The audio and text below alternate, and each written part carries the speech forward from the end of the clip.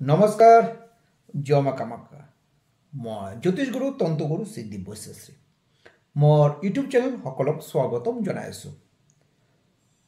তো আজি আলোচনা কৰিম এডুকেশ্যন বোৰ্ড এক্সাম আহি গ'ল, মেট্ৰিক আৰু হাই ছেকেণ্ডেৰী।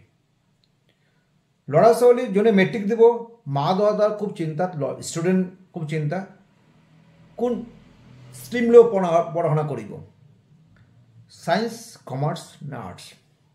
আৰু মেক্সিমাম আমাৰ এই জেনেৰেশ্যনত যেহেতু সায়েন্স পঢ়িব, কিন্তু সায়েন্স পঢ়িলে হাই ছেকেণ্ডেৰী পিছত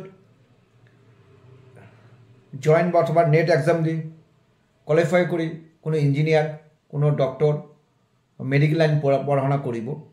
তাৰপৰা মেট্ৰিকৰ পৰা প্লেনিং চলে। আৰু যোনে হাই ছেকেণ্ডেৰী এক্সাম দিব অলৰেডি মূৰত সোমাই গ'ল, মে' মাহত জইন এবাৰ নেট এক্সাম আছে।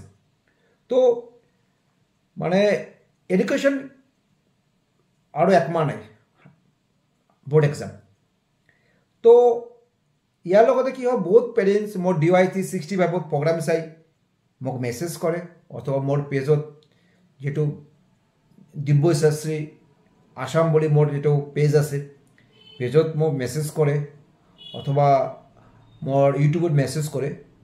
মোৰ ল'ৰা ছোৱালী এডুকেশ্যনত ফ'কাছ লাহে লাহে কমি আহিছে, এটা প্ৰব্লেম।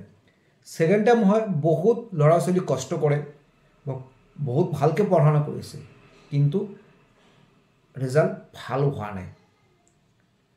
কিছুমান ক্ষেত্ৰত এনেকুৱা মা দেউতা কৈ থাকে, ঠিক মোৰ ল'ৰা ছোৱালী এক্সামৰ আগত গা বেয়া হৈ যায়, বা অথবা এক্সাম হলত গৈ নাৰ্ভাছ হৈ যায়, বা লিখিব